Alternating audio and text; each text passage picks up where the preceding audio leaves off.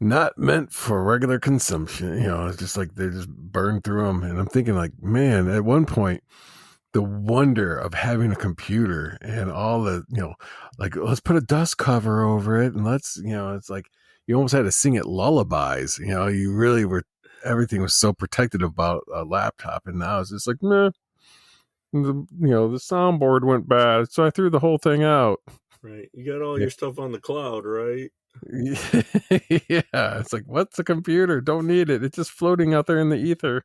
Right. Well, I spent $2,000 on my first laptop, Oh yeah, and ridiculous. it was, not even as powerful as my Apple Watch,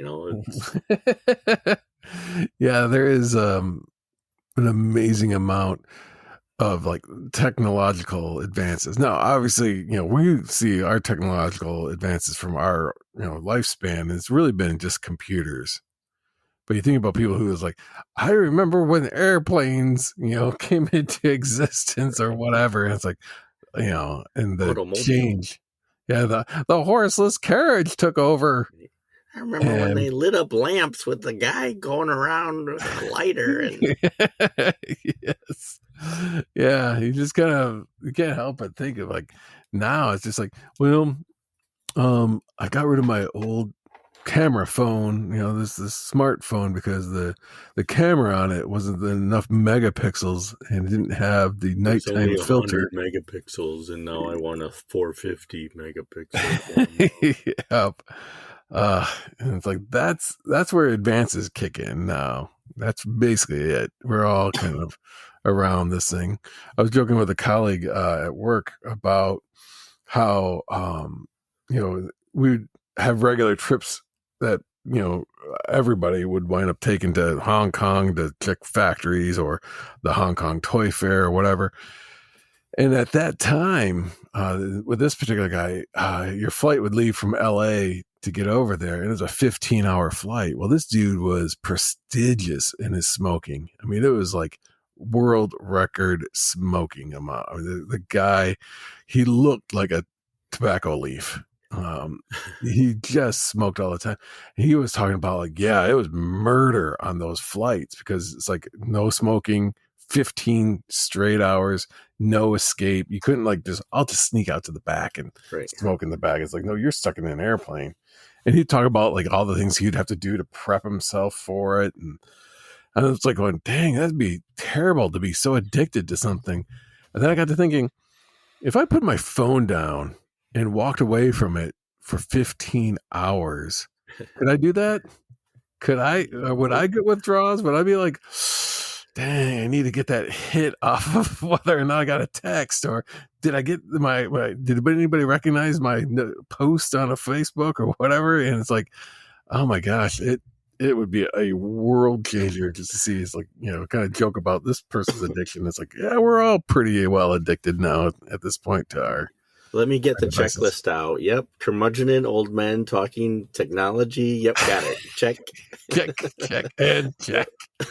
Yep, exactly. Well, you know where we stand. We're actually sitting in rocking chairs. Back in my day. On the front porch. We used to get up to turn the channels on our TV. That's why you had kids. That's right. They would change the channels. They would turn the volume. Get that aluminum foil on the antenna and then move it around. Give it just hold it there. Oh, that's good. That's good. Just stand right there. Don't move. Lawrence Welk is on. Don't talk. Yep, I gotta watch my stories. Right. Bonanza's on. Hopefully Haas has got himself out of that pickle. Right. Yeah. Yep. The good old days. When things were easier. You're listening to And This Is Why I Love Comics. Andy and Mike!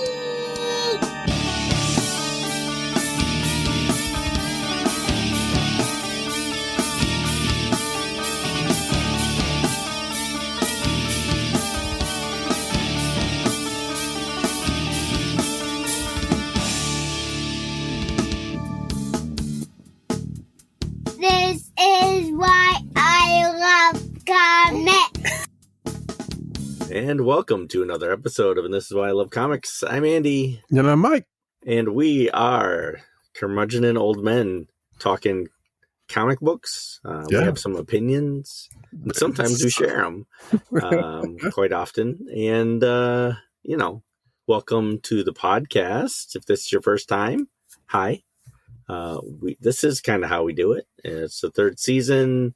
We pick a comic, and we have a full intention of talking about said comic or series or artist or whatever. And then if we don't actually get around to it, that's just us being old and curmudgeon. Yeah. That seems to be the word of the day. And so this is what we do. This is, I think, episode 52. Welcome. If you'd like to hear more, there's plenty of other episodes to hear, but thanks for choosing ours to listen to. Hopefully we will make you smile at least once during this episode. Or your money back. Yes. Thank you for the Patreon members. We are going to add more soon. Temptation. Add the temptation. Oh, yeah. Always keeping that fully, freshly stocked. I am in the midst of editing the last episode.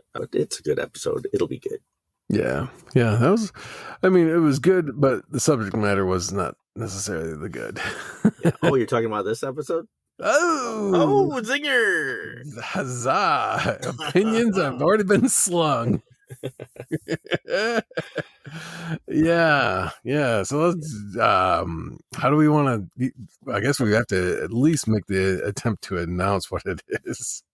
Is it Richard Stark's Parker, The Complete Collection by Darwin Cook? Oh, man. I got this baby in the mail yesterday. It just came out, and I had ordered it enough to where I got it the first day.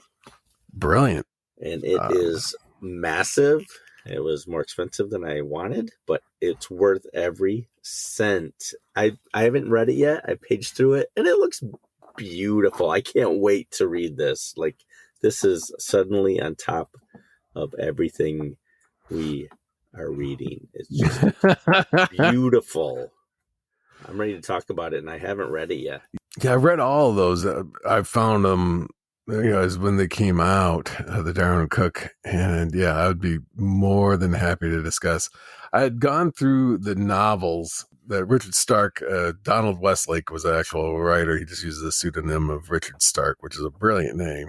Is that really Stephen King, or is Yeah, that was Richard Bachman and Stephen King. But yeah, because Donald Westlake wrote a lot of the similar, like the crime noir stuff, but he also wrote it with more humor. Had kind of like this. I think this guy's name was like Dormund or Dormundshire or something like that. I think it's Dormammu is how they pronounce it. Yeah. Was like this bumbling thief, always wound up kind of down on his luck kind of a thing. It was good, but it was like, that was Westlake's kind of like making fun of that genre. And then when he wanted to do true gritty pulp era feeling, that's when he pulled that Parker character and then created the character of Richard Stark as the author of them. And just fantastic. The downside, though, was that the first wave that he had written was brilliant as far as the novels go. But like with everything, the guy kind of decided to come back to writing more Parker stories, but he put them in current day. And the character just didn't quite work. And obviously, again, going back to being very opinionated, I just didn't think it worked as well. I mean, it was all about bank heists. And it's like in current day, like banks really don't carry the money like they used to. There wasn't like payrolls that you could rob someone, getting, here's your payday, and they would give out cash, armored trucks. Yeah. It's like that. Those days are gone. It was kind of tough to kind of see how that type of story would carry on. But I think it was 4 books he did. Let's see. This one is the complete collection, so it must have all of them, right? One would hope. Paging through it. It probably doesn't have it's so beautiful. The table of contents. The hunter, the man with the getaway face. Yep. The outfit. The 7th. The score and Slayground. Oh, so I guess there was more than I thought. I don't remember the 7th. wonder if that was like a short story or something. But anyway, it's all fantastic, all absolutely exceptionally well done, and his art style captures that character exceptionally well. Oh, I was just going to say the only thing is that they did attempt to put together several movie adaptations of the character, and none of them worked. One had, I think it was oh crap, I just blanked on the old man's name. It was like one of those classic actors from like the Dirty Dozen. Pierce Brosnan. Yeah. Wait, Daniel Craig. But he played Parker, and he was probably the one that looked and probably carried the character the best. But even Mel Gibson in the movie Payback tried to be Parker, but again modernized him and took him out of the era that he fits best in. Yeah, so there's and then I think James Coburn even tried, but the best was they never really were able to adapt. Oh, the worst was Jason Statham. And he tried it, and it was just called Parker, and it was a disaster, in my opinion. I mean, it was just another Jason Statham, cookie cutter movie. Amazon does have to figure out how to send large books so they stay flat, because I got it, and it's got like a bulge, around it. I have other books that have been laying on it trying to flatten it out. Come on, Amazon, you've been around a while, and you started doing books, so, you should have this down pat. Yep. So, that's where you started. That's why you should still have it mastered at this point. Right. We'll do whatever we're doing tonight, and then still refusing to heroes next, and then Parker. How's that? Yep, I'm all for it, man. Marvel, DC, Independent. That sounds like we have a schedule and we're actually keeping it. Sticking to it. That's our story. Yeah, it's mid-October and we aren't really doing anything with a Halloween theme this year, but we've done a couple in the past. We'll just skip it. Well, I plan on talking a lot more about the Legion stuff than I do tonight's book. This is a book I picked. Yeah. And was really looking forward to talking about it back in year one of the podcast. Was really looking forward to talking about it. It kept getting pushed back. And now I feel like we've already talked about it, but we haven't. It's been so long since I read it again. Okay, let me start with this. Let me just start out knowing that our audience is old men who like comic books, okay? Yep, know your audience. I know proper demographic. Not trying to offend any of you when I say I know Jack Kirby is the king, and I know he is looked upon as royalty of the comic book world and renowned, and I don't disagree with any of that. When I say I was just like with this story, and I haven't even said the name of it yet. I'm hoping you'll say it. Yeah, it's like jinx it. Somebody's gonna have to pull the trigger. I get it. I get why people love it. I don't know. It was a little dull, boring, weird. I don't know. It's hard to I know we're supposed to be opinionated, but my opinion is so not where I thought it was going to be about this story, and I really wanted to like it, and I think I did. I mean, let's be honest. I think I liked the art a lot, and I thought the story was lame compared to what I was hoping for it. Well, I think I started indicating it in the last episode, but yeah, it was Jack Kirby's run on the first solely his own, I think, at that point, because I think it was like Jungle Adventure prior to that he appeared in, and then obviously prior to that was Fantastic Four. But he finally got his own title under his own name, and it's the Black Panther from 1977 Marvel Comics. Yeah, so I don't know if you've ever heard of the Black Panther before, Mike. Yeah, I've heard rumors of. Somebody mentioned it at one point, but I don't know if they've ever done anything with this character since. No, yeah, I don't know. I think they tried to pull off a movie or two on it Yeah, a few years ago, and some like the really cool actor died, and then they, for some reason, didn't think to recast him. And I disagree with that one too. But let's not talk about that. Man, yeah. I sound bitter tonight. I think I'm gonna go full on Italian bitterness. That's a spicy meatball. That's the spice of meatball. Yeah, this was a very, very odd one. I'm gonna throw my 2 cents in here, and it kind of goes into the Raiders of the Lost Ark on many levels. This was not the storyline I thought. So we read issues 1 through 6. And we kind of stopped at 6 as an arbitrary. It's usually, like, hey, that's a good sampling. You get a good sense of how the story is progressing and where it's heading and so forth. But unfortunately, issue 6 winds up ending partway through the next story arc.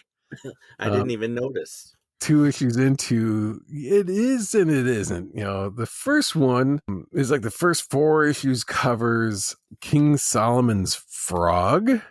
Right.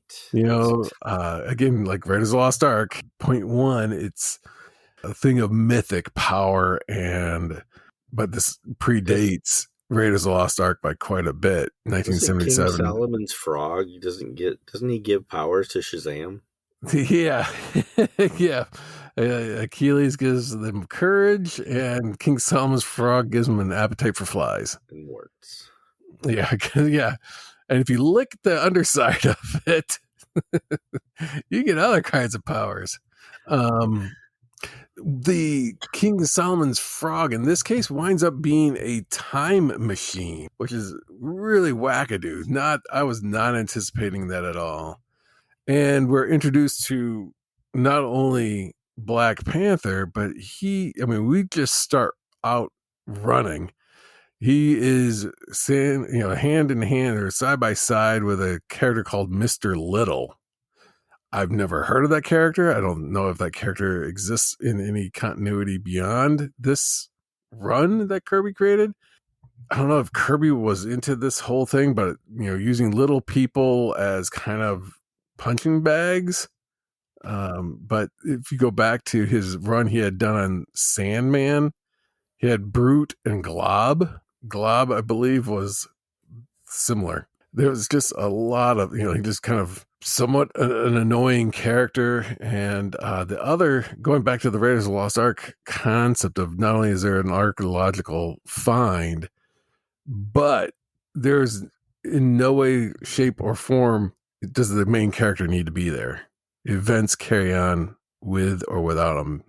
So, the joke with the Indiana Jones is like everything he did actually ultimately came undone. Saves Marion, gets Marion captured, tries to stop the ark being open, tries to send it off to another place. Everything gets undone that he's done. And so it's like at that point, the joke is, whatever was going to happen with or without Indiana Jones. Right. Same thing here. You could have put any hero in this role. There was nothing in here that really spoke to being Black Panther. Why was this a Black Panther? So I felt as if this was a story he had in mind for DC Comics. I don't know what character it may have been. It could have been the Sandman. It could have been Mr. Miracle. Yeah, I could see that probably more than anything because about all the escapes he had to do. Yep. So it was probably an unused story arc from Mr. Miracle. And then it's like, well, I'm off from DC. And then he's like, well, what characters are not being used? And, he came back. Mr. Little is not being used. Yeah, that should be I'm surprised they haven't found a way. Like that seems like somebody that like Grant Morrison would find and go like, oh, I could do something with this character. Oh, absolutely. I bet you there's a mini series in the works or has been. Bringing back Mr. Little. Yeah. And then I don't know. I feel as if the Collector, one of like those celestial type, not celestial, the cosmic entity called the Collector had already been introduced in Captain Marvel. Mr. Little was part of the Collectors. Is that making any sense? Yes. So Mr. Little, for those who've not read this story and want to avoid reading this, Mr. Little winds up being part of a larger group of eccentric multimillionaire people who go around collecting things and obscure antiquities, really, really random fictional gadgets or whatever from obscure, Right. cultures and so forth. But Black Panther, why he got involved, there's zero reason. I mean, like I said, issue 1 starts off with them running, and there's no introduction of like why Mr. Little partnered with Black Panther or vice versa. There's no reason for Black Panther to be in it at all. He never even shows up at Wakanda. It is absolutely a Black Panther book without Black Panther. I mean, there's any protagonist could have been put in its place. This was written and drawn by Jack Kirby and edited by him. Inked and lettered by Mike Royer. Colored by Petra Goldberg. Archie Goodwin was the consulting editor on my copy. It reads even like the intro. Comic book fans are pussycats compared to the insatiable collectors who roam this world like predators in search of priceless and forbidden artifacts. When the Black Panther becomes involved with the band of human sharks, he finds himself a horrified witness not only to death and destruction, but to the ruthless tampering of objects that could well endanger the whole civilized world, like a one-man time machine, like the 6 million year man. Which sounds great. I don't want to belittle this. It's weird and wonky. It could have been like a what if, easily. It was cosmic, more cosmic than I thought it would be, and I think that's maybe what threw me off, because there's aliens and, like you said, time travel and just not anything I was picturing that a Black Panther comic would contain in its first couple issues. Like, I thought it would be more grounded, and then it would branch out to whatever they want to do. But this like jumped right into weird, I don't know, like really strange aliens, and the man from the 6th era of humanity. Right, yeah. Or 6th era of man.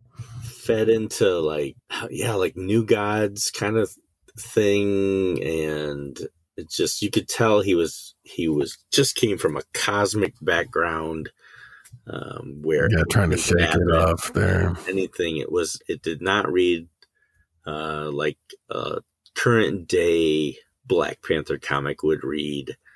It was, in a way, that made it refreshing, because I didn't know what to expect, and the art just kind of pops out the way Jack Kirby draws, and the colorist helped immensely. But in a way, I was disappointed that it didn't showcase anything that I expected it to showcase, which again sometimes is good. Enthralled by the story that did take place. I didn't know where it was going, and I'm not sure I know where it's going after having read it. It was I can't imagine anybody trying to come in and pick up this title after he left it. Right. And it didn't seem like it did after. It was, the total run of this series was 15 issues, right?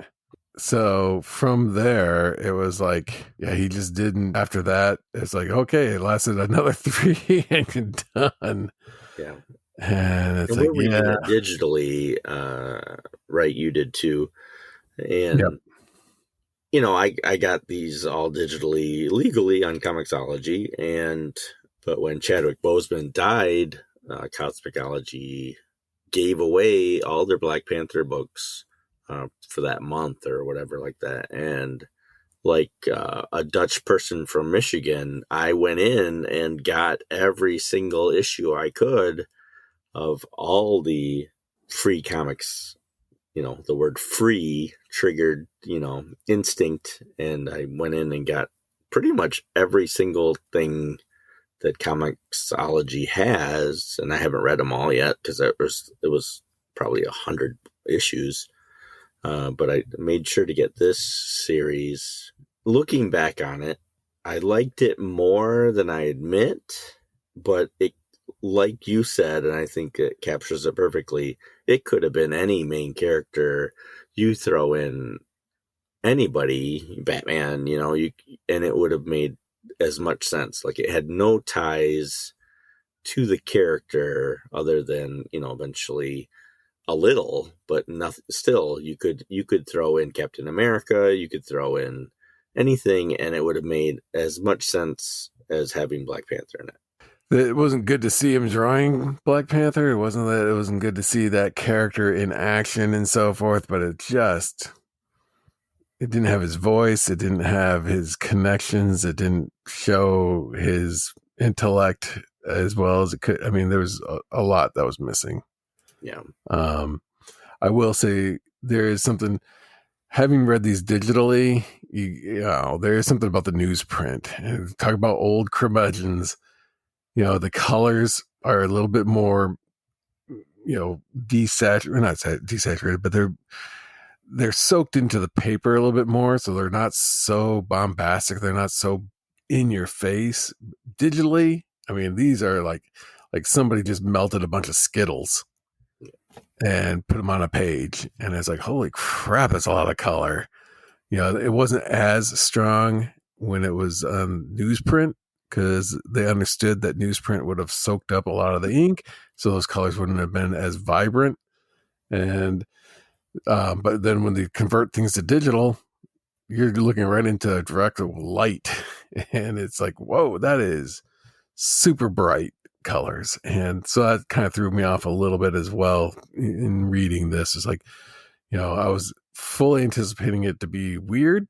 A lot of the Kirby stuff was, even his return to I can't remember how this falls into the chronology of his return to Marvel in the 70s, but his return to Captain America was weird as well. And it's like, that's Captain America and Falcon, and it was like the Mad Bomb and some of these other more out there stories, but this one was way, way out there. And it was just kind of like, I don't know if they just were like, we don't want to lose the rights to this character. If we drop, it's like, we got to have something with this character in it. Otherwise, it goes into, somebody else can claim the name. Don't know like how he chose Black Panther to do his tale. And this is what he came up with. And it's like, but there could be, we do complain also just as much, and if not more vehemently, when it's like, oh, it's just another story using the same. It's like, they're doing another Superman movie and it's with Lex Luthor. Oh, they're doing another Batman movie and it's with the Joker. Come on, something original. And now here they're doing something original and we're complaining about it too. That is in our, bylaws that we must complain about everything good or bad. Feel like the obligation's there.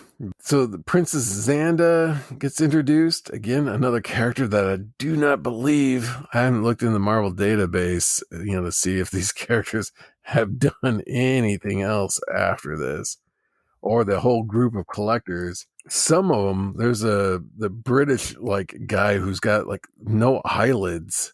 It is an interesting character design choice. And that guy, the full group of the collectors appear in issue, I believe 5 or 4, the end of 4, when they introduce, they're looking for basically the water skin of eternity or something like that. The foreskin of eternity? Yeah. It just goes on and on and on. They clipped a lot off. Wow.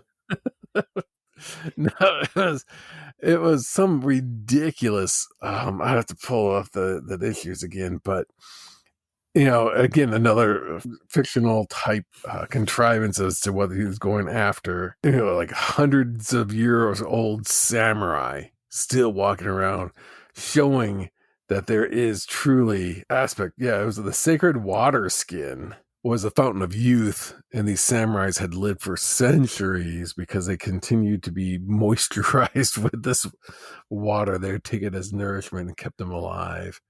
And so Black Panther and the crew are off on another adventure, It will make your skin look younger too. Yeah. Maybelline and oil of Olay have nothing on the water skin that, oh my gosh, it's just a ridiculous concept, but that's where issue 5 starts, with them making the trip, trying to find, they battle it out with a Yeti and samurai. But yeah, the quest for the sacred water skin. Yeah. And I mean, later on, like issue 8 or 9, they do like introduce T'Challa's family and a little more Wakanda stuff. So, I mean, eventually they get there. It's just so wacky, the first 6 issues and beyond. But it's just, this. I love the idea of this golden frog that can time travel and stuff like that. But that's also like, hey, I just smoked a joint and this is what came up in my head. Yeah, it'd be cool. Right. Hey guys, hey guys, it'd be cool. Hey guys, it'd be cool. Pass the Doritos. It'd be cool. Yeah. Okay. After we hit Taco Bell, I know it's like 2 a.m, but after we hit Taco Bell, I got a great idea to tell you.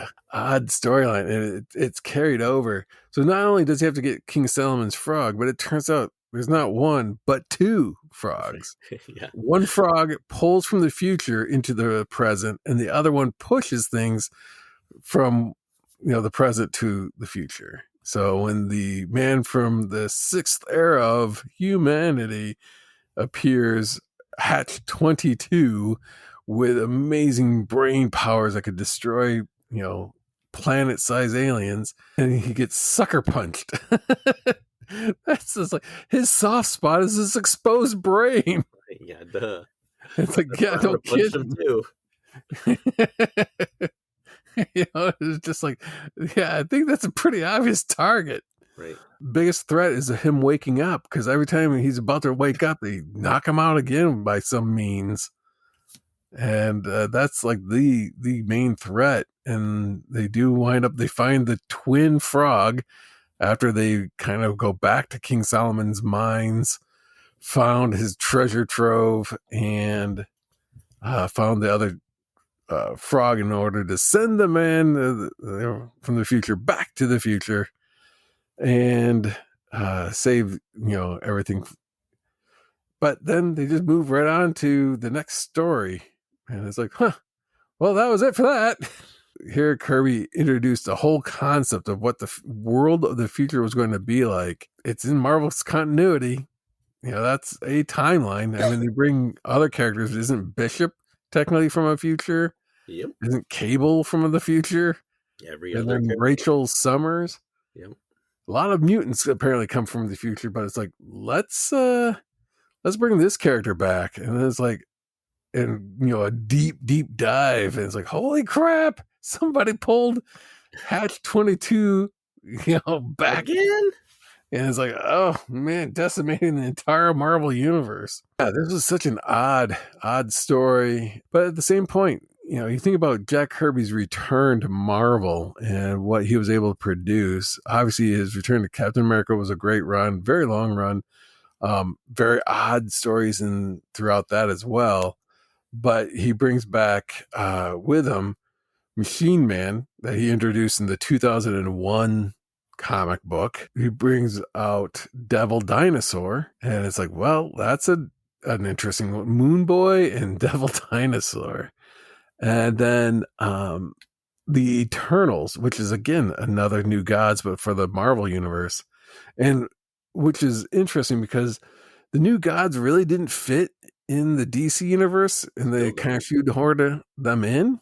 And now you can't separate them. Very similar to what we talked about with Shazam, how they shoehorned, other creations into their universe. I don't think New Gods or Shazam should have been there. It should be their own thing, create their own mythos. You want to cross over, then they go through dimensional warps or whatever, but Yeah. it doesn't belong in the standard universe. It's kind of what you have said about the X-Men. They belong in their own universe. I'm not sure I agree with that, but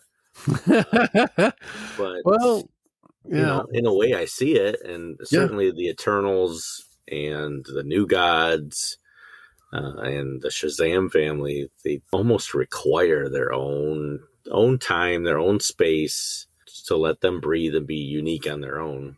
Yeah, I mean, the stories can be stronger impact when there's less convoluted. Going back again to the Incredibles, when everybody's special, nobody's special. When you have all these different people, like again, going back to the X-Men, it's like, mutants go home. We hate the mutants. Oh, we do. They're costume freaks. And then yet when they see, Thor, who was born with these powers like the X-Men were born with their powers, it's like, yay, Thor, you're a costume guy who's great. Whoa. And it's like, how, as an average citizen, are you going to go like, Thor's great, but that Wolverine, I don't like him. He's a mutant. It's like, how would you know? It's like, it's such a ridiculous concept, and they've just been milking it for decades and doing successfully at that. But it's just tough to kind of have that concept when you really boil it down to like, this wouldn't really work at all. Either they would hate all costume vigilantes or they would embrace all of them, but they wouldn't be able to go, oh, wait. You got to tell me your origin first. Oh, you were born. Okay, you're a mutant? Oh, I hate you then. Bitten by a spider? Okay, that's all You're right. good to go. Oh, radioactive blast? Yeah. All fine. You destroyed whole cities by yourself. You're fine. The Hulk is not that bad. He's just not meant to be mean. Just misunderstood. But he came about because of a nuclear, a gamma radiation. But Colossus, this guy turns green and big and muscly. You turn into metal. Hate you. Right. Yeah. It's like, doesn't make any sense. Right. Now, admittedly, growing up as a youngster into the comics, I didn't really. Jack Kirby was not on my radar. He was a little after my collection started. I was much more into 80s comics, and Jack Kirby was nowhere to be found. No, really. Moved into animation at that point. Right. And so until I probably hit my 40s, I didn't really know much about Jack Kirby, didn't really care to know much about Jack Kirby. Didn't know his historical importance or what he created or, who he helped create. And even now, other people, to me, I'm going to lose listeners here, were more important to me for comics and stuff. Now, not the origin of comics. Sure, he was very influential, but in my lifetime, he certainly doesn't play the role he does for a lot of other people. And I don't mean that as a cut or whatever. I didn't grow up and I don't know enough about it. Haven't gone back other than, I know he fought in the war and everything he's created since then and him bouncing back and forth. Like, I know all that, but he never was prominent in my mind, in my own aspects of comics. When did he show up on your radar, Mike?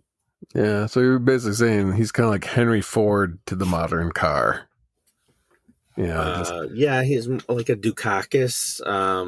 Was there to help got things going, got things instrumental, but things are so different now than when they got the invention and the mass production kicked in. So yeah, I see that a lot. I, as a kid, was aware of Kirby, but I despised Kirby as a kid, and it had to do with like, I don't understand the square.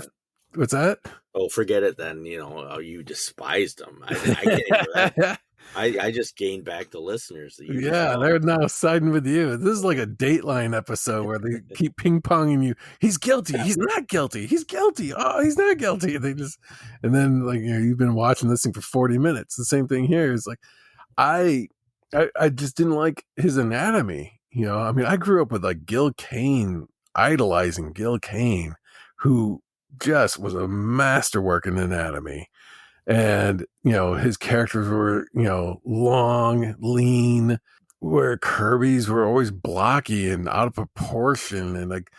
And like Gil Kane had those distinctive fingers, very, bulbous, just anatomically correct. Things look great. But Kirby did those square chiclets as his fingers, and I just couldn't get around it because that was all I could see, and then a lot of the other Marvel comics had the Marvel comics, like how to draw Marvel comics. You had John Buscema, who kind of defined this is how the Marvel look is. And if you want to work for Marvel, you got to look like this. And Kirby didn't fall into that in line with it. He didn't fall in, didn't step in line with everybody else. And that's what threw it off for me. And I would look at it and it's like, ugh, who is this Kirby guy? This is terrible.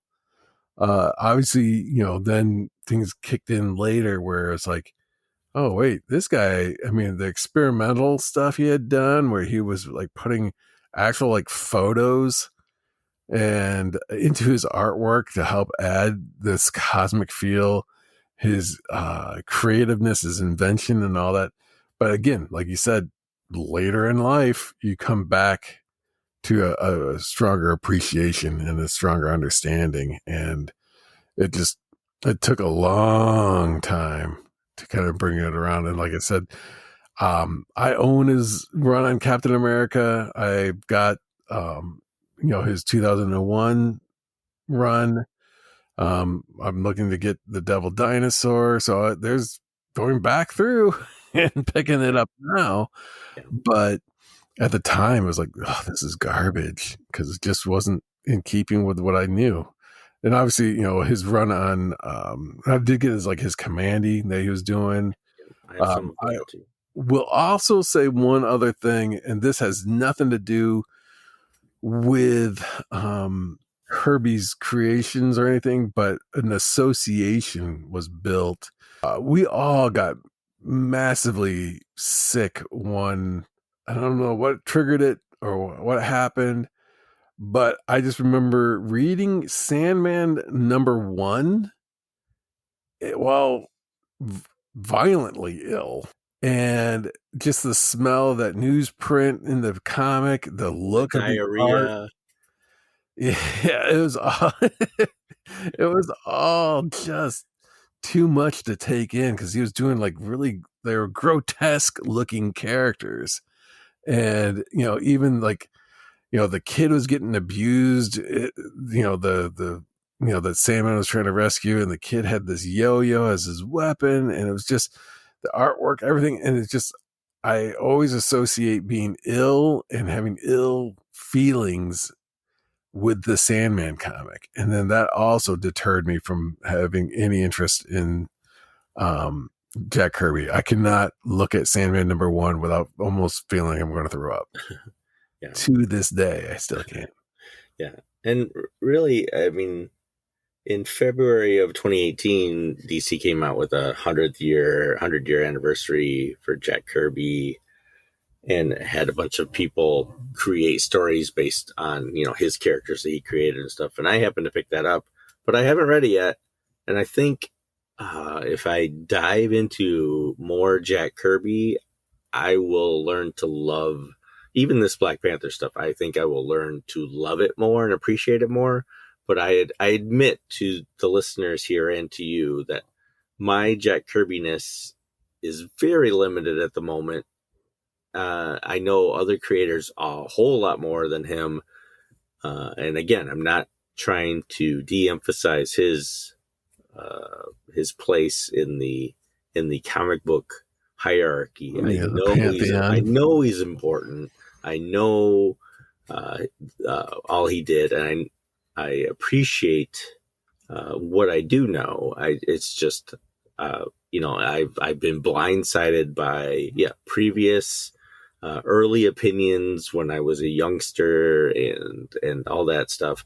I just don't know enough about it, and I hope on episode like 100 or something we can revisit Kirby or sooner. I'm not saying that we have to go another 50 before we do it, but that I will learn to have turned this around and appreciate him a lot more, because I know I should.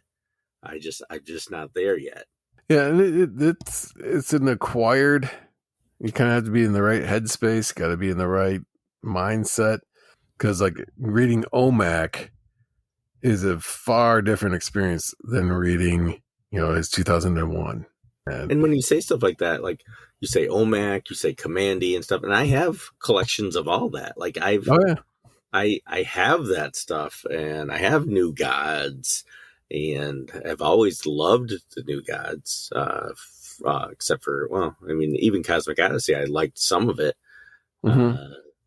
And so all his Captain America, it's one of my favorite characters. All his things that he's had a hand in, I've loved. So apparently it's just a gap in my old man brain that I have to rekindle this appreciation and connect it to Jack Kirby more, because I love his creations already, and I've loved stories that he's written, and his art has always fascinated me. I got to combine it all into this to appreciate it the way some people, worship this guy. I just haven't spent that fuel, that energy to figure out what everybody else has already figured out, and what I should have by now at age 52, but just disconnected because of my love for other characters or other artists, Keith Giffen, George Perez, Gil Kane, like you said, just all these other character and creators that I've loved more, just got in the way, I think. Yeah. There's a lot of them out there, and without a doubt, the influence Kirby had on everything in the comics is, without a question. But it's just not everything's going to be a winner.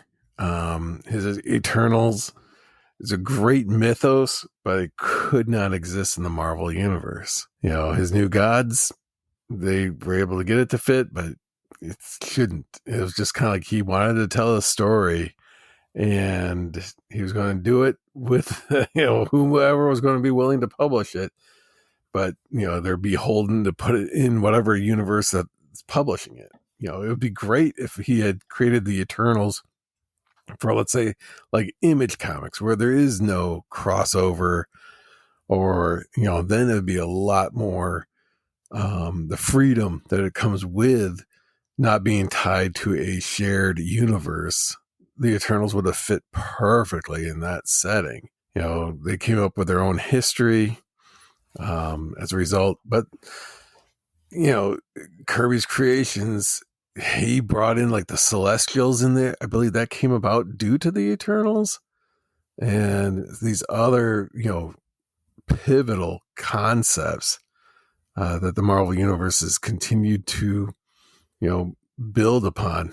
So for every Mr. Little and Princess Xanda that he put in there, there's the Hulk, Iron Man, Captain America, everybody else, the X-Men that he created to basically offset any ill or ill-conceived concept is far outweighed by his beneficial additions of the comics industry as a whole. Did you see the Eternals movie? No, that's right up there with Captain Marvel. Yeah. You won't see it. I did much later after it when it came on Disney Plus. I eventually saw it, and while I didn't hate it, it was uneventful. And if it didn't exist, you wouldn't have missed anything. in the MCU. You know, it was just there. You know, I think they portrayed the characters okay. The actors were fine, and even the story was okay. It was uneventful. It was unnecessary. It didn't add anything to the storyline that we all wanted to see, you know, with Thor and the Infinity Gauntlets, and you know, it added nothing of that. The Celestial stuff was cool. You know, I always imagine that's how they're going to do Galactus, you know, and that's you know, close enough. You know, he's not a storm of bugs or whatever. Yeah, that was so you know, in that aspect, they did a good job of it. But yeah, otherwise, the Eternals, you could blink and miss it, and you'd be fine. Having never seen a second of the advertisement or anything like that, I was just curious if that was your favorite movie or not.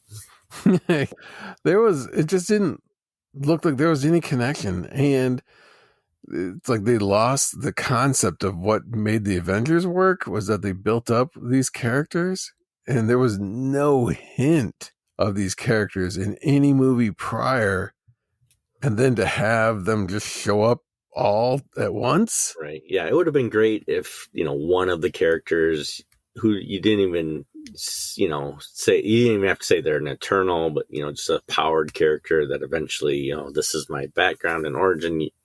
Yeah, that would have been great to tie it in a little bit more. But, you know, let's introduce this concept that no one ever knew about in the other previous movies, and all these characters who are immortal, who have been around forever. They weren't just created, and, you know, they didn't do anything to stop Thanos because they didn't feel like it, you know. Yeah, it's kind of like, whoops, how do we explain? We'll just throw away line. You know, how about this? Okay, that'll work. You know, the first X-Men movie was kind of, if you're going to do a group, that's the way to do it. It's told through the eyes of one person, and you start introducing the other characters in.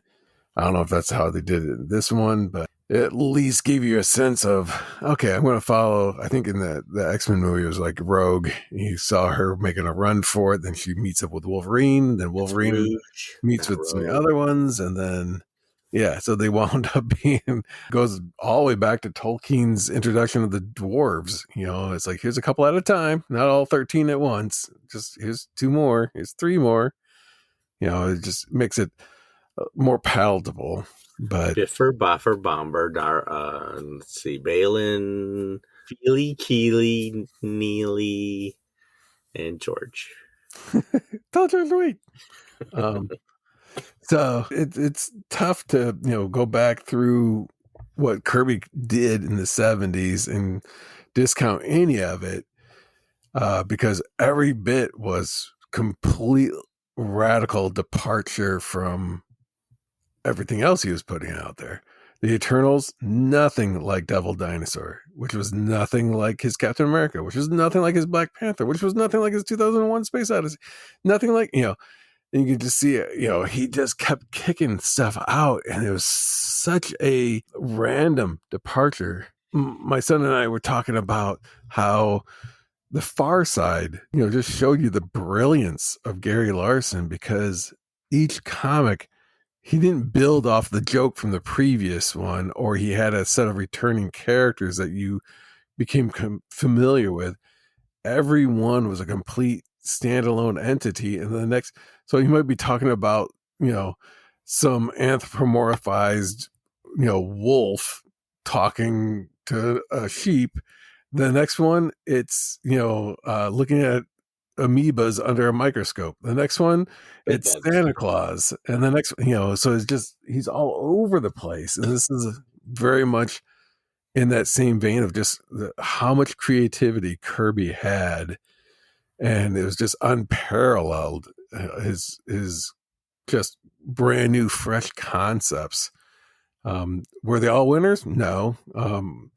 Going back to what you mentioned earlier about that DC celebrates Kirby, you know, his Manhunter wasn't a good single issue that they had done. His Atlas wasn't really that good single issue he had done in that, what was it called? Like Fabulous First or something like that. Yeah.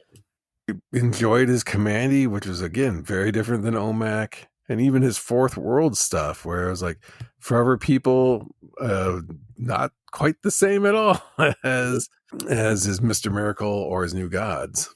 Just an amazing creative talent, probably too creative in this case. And I think before his time, like he would. Yeah, I don't know if there would ever be a time for this particular story, but yeah, yeah, he was certainly artistically way beyond what everybody else was doing. That's for sure. Yeah, whether it worked or not, young me like you, it wasn't really crazy about his artwork because it was so bizarre. But now I appreciate every line and Kirby Crackle and all that. Mixed media. Cool. Something you said earlier triggered a dream I had the other night. So I had a dream where Pixar. Here's back to our Pixar talk, where they created a Calvin and Hobbes animated movie, and it was terrific because it was early Pixar. The John Lasseter years. John Lasseter years, Calvin and Hobbes, true to form. Bill Watterson, just perfectly done. And although I'm not sure where I'm going with this now, I just wanted to mention that early Pixar could do an amazing job with Calvin and Hobbes. Now I don't trust them, but early on there'd be no agenda, just simple. Anyway, back to Kirby. That'll be for the Patreon. What did Andy dream about? Yeah, you want to know more about Andy's dream because it was so interesting, but, worth the price of admission. Yeah, right. What? Here's the pitch. It's a whiff. Hey, Casey's up at bat. Right. It can't be all winners, but just know that in an alternative dimension. Yeah, it's a living. That's his dream. So Jack Kirby, what a hack. Yeah. I just not in the least what I expected. And 4 issues of it, and it just never seemed to I'm still always felt like I was like 4 ideas behind in reading this. Is like, where is he going? What are we doing? How did we get here? It's like he's a villain making things difficult for them, then turns out to be an ally, and then it's just very odd, very weird storyline, and a huge departure from what I was thinking. Getting into the series, thinking, oh, this is gonna be great. It's Black Panther and Kirby, the guy who helped create the character, returning to a character he created. This is going to be fantastic. And it's a little weird already on the cover. It shows him groping for this frog, and you're like, well, okay, there's a frog on the cover. What is that? Don't know, but we'll find out. And then it's like, whew, it just got weirder and weirder. Every issue just got, fighting some sort of robot that's been trapped there since King Solomon's time, inside of this treasure tomb, just waiting. And it's like Indiana Jones at least had like somewhat believable booby traps, but a robot. It was a bizarre run. It certainly had an imagination, and it showed with every panel. And ever since I read this story, I've wondered, had they brought back the frog at all, or has this storyline ever made a return? And I haven't read all the Black Panther issues that I've downloaded, but was this ever brought up again? All this weirdness, or did the story turn to what I imagine it did was more like a cultural, kind of what the movies have portrayed Wakanda as, cultural pinnacle of society and advanced tech, and the cause, the plight of Black people, throughout the rest of the world, and how Wakanda is superior and has broken all those max potential stereotypes and all that. It's that's kind of what I expected. I'm not sure if I expected that from Kirby, but that's kind of what I was prepared to read. Something a little more street level, a little more grounded with some high tech stuff, of course, but not what I got when I read it, with time traveling frogs and Mr. Little and oh, it's okay, he's armored, he prepared himself and he's the little guy's okay, like just bizarre. Yeah, it's unique, that's for sure. Yeah, there was a article, a publisher by the name of like Tomorrows had interviewed Alex Toth, and years after he had more or less retired from doing it, all the connections he had in the comics and so forth, doing it on the regular, he was at a convention of some sort, and he crossed paths with Jack Kirby. And it was kind of one of those things where apparently he said more or less like they kind of looked at each other, nodded, and realized they got nothing in common. These titans in the comic book industry. And it's like Toth was like, I was trying to minimalize everything. Each line was reduced to its most basic form, its basic intent, and as few lines to represent as much as possible.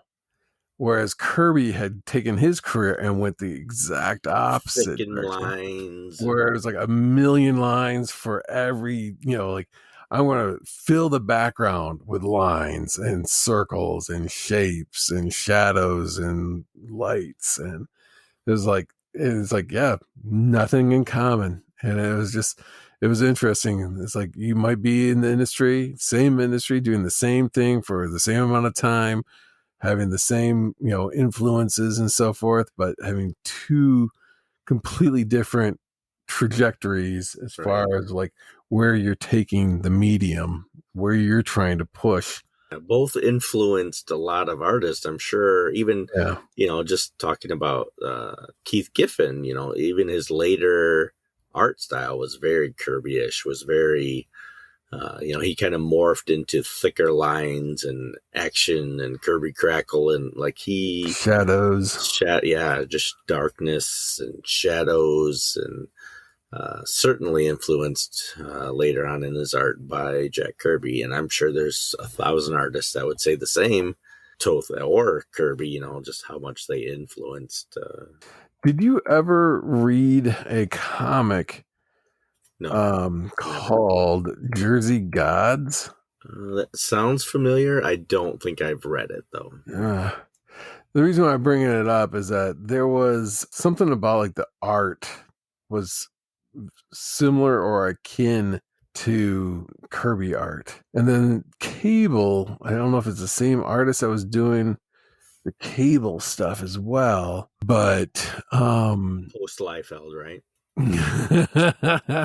Yeah, very much so. Later on in the original like volume 1 of Cable, this other artist came in and had a very similar art style. And I feel like it's the same guy. Heavy into Kirby aesthetics. The Kirby dots, the squiggles up and down the legs, anatomy kind of arbitrary. You get a sense, but it's not the look of things. But yeah, Jersey Gods did it, and then I feel like it was the same dude that did the Cable.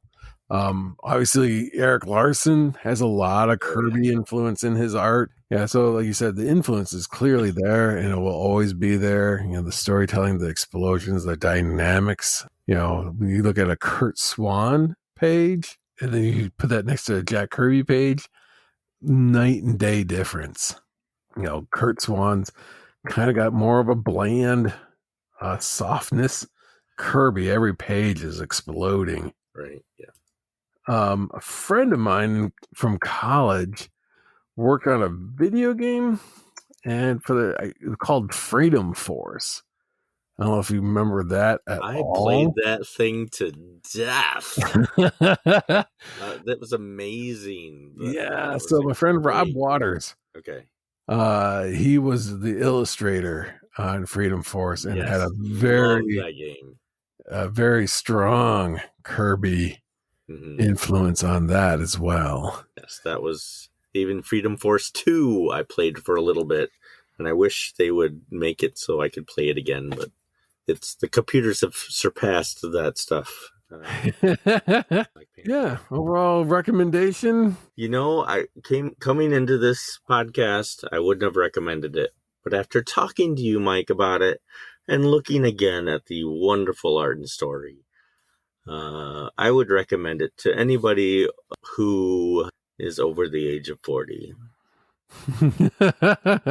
Yeah, it definitely is that you need to experience it, but you also kind of have to, just know it's not what you think it's going to be.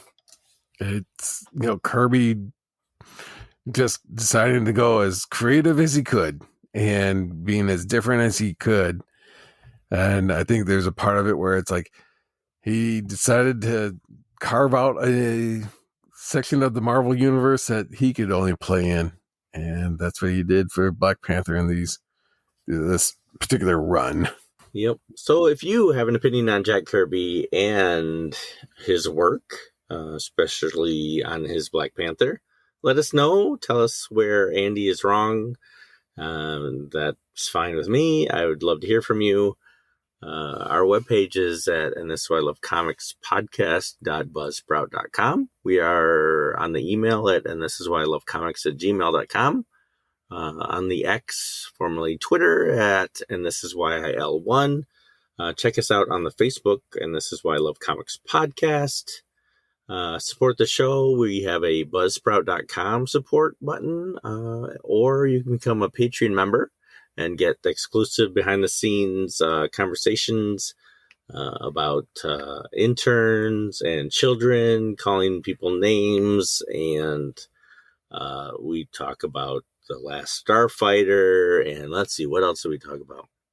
Lots, and we're adding to that all the time. I've got a bunch more to add as well, and eventually we'll be on YouTube and have a bunch more Patreon stuff.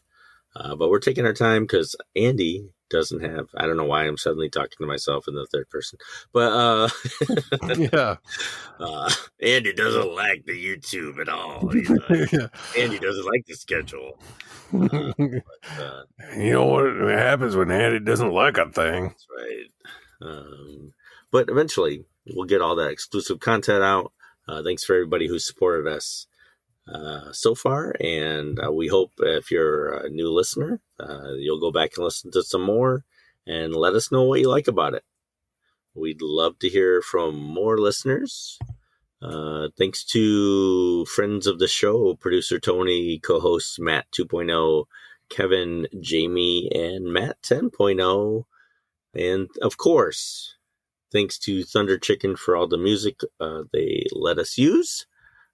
They have a great spot on Spotify, which is a link in the show notes. Go check them out. And this is why I love comics. I'm Andy. And I'm Mike. And we'll turn on the Thunder Chicken. Because they turn us on. That's right. Yeah. Sultry sounds of Thunder Chicken. Little boy, go back where you came from. Oh, I have to put you back where you came from. Little boy, go back where you came from. Oh, I have to put you back. Little boy, go back where you came from. Oh, I have to put you back where you came from. Little boy, go back where you came from. Oh, I have to put you back. Little boy, go back where you came from. Oh, I have to put you back where you came from. Little boy, go back where you came from. Oh, I have to put you back. Little boy, go back where you came from. Oh, I have to put you back where you came from. Little boy, go back where you came from. Oh, I have to put you back. Little boy, go back where you came from. Oh, I have to put you back where you came from. Little boy, go back where you came from.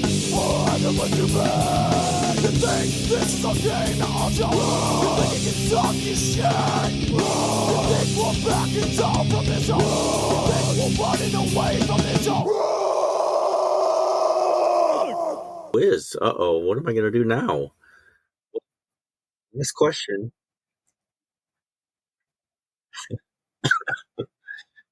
All right. Here's the last question. What character marries Luke Cage? Misty Knight, Colleen Wing, Natasha Romanoff, or Jessica Jones? You got the last question right. Woo!